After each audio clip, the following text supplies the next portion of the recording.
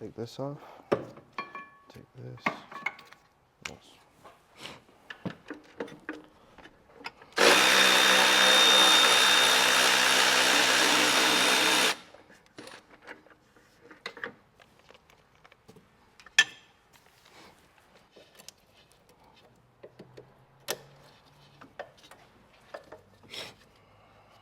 So when we do a lift, we can remove one of the bolts from the sway bar link on either side.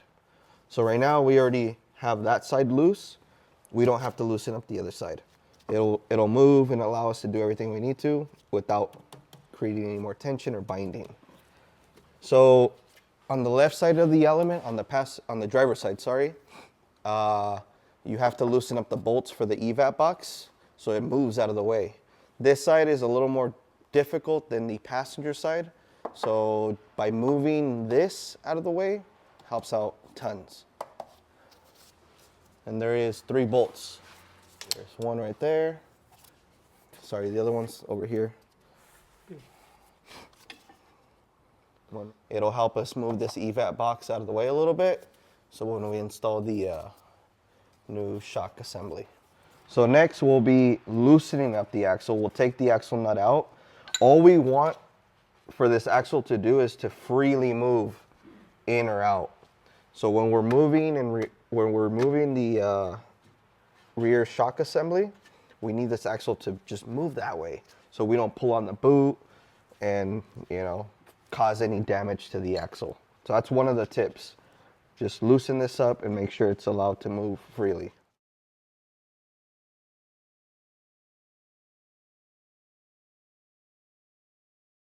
So now we are going to remove the rear strut, guys, and we're going to use a 19 millimeters to remove that ball over there.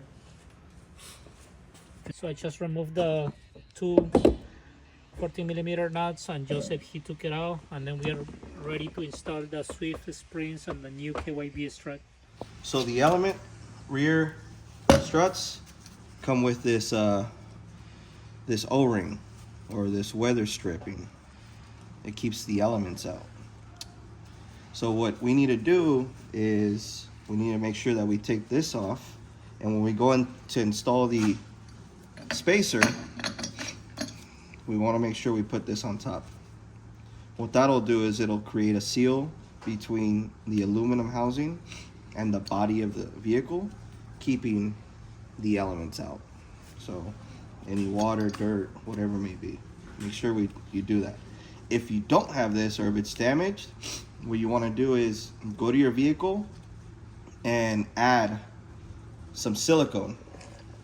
You want to add some silicone around here, just a very light coat. Doesn't need to be crazy if you don't have this. So that's a good tip. And we're gonna pre-install this spacer before disassembling this assembly. And the reason for that is because now the top hat is going to be in a different position. So what we want to do is we want to mark it. We want to mark this thing all the way down, and we're going to want to move it just a little bit, just to compensate for that difference. So when we go to put this entire assembly back in, everything lines up. We don't have to really mess with, you know, the alignment anymore. We'll do that beforehand before, you know, installing it on the vehicle.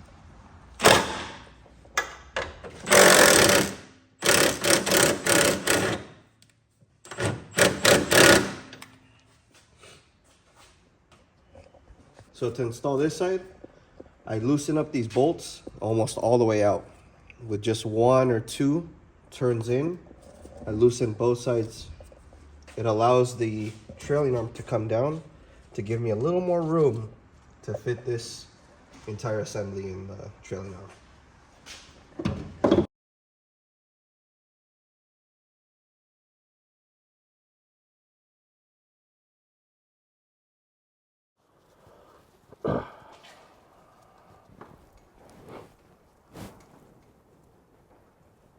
So while we are doing all this, we are just replacing the stabilizer link connectors and the bushings, volumes in the front. I'm looking forward to install element 44 stuff, like all the arms, and it's gonna be cool. Really cool. And we're gonna make videos about it too, so stay tuned to the channel. Perfect. Okay guys, so after doing all this, we already installed the bolts on top, the 240 millimeters, and what we are going to do next is install the engine drop kit from HRG, and it comes with this manual, so you will have to follow the instructions, and everything is labeled. You can see the bolts are labeled here, and then you just figure it out where all the hardware goes. So you guys can see for the motor mounts, transmission mount, the differential shaft.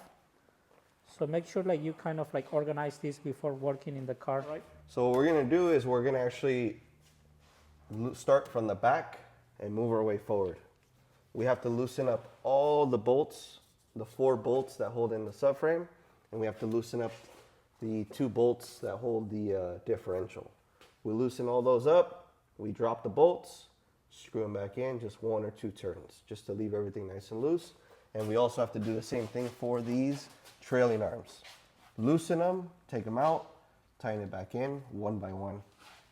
And we have to remove, we're gonna have to actually change out these 2 exhaust hangers, this one and this one. Because as you could tell right now, we're hitting. So the HRG kit, really good kit compared to others where they provide everything, all the hardware, and they also include the new exhaust hangers. So Very cool.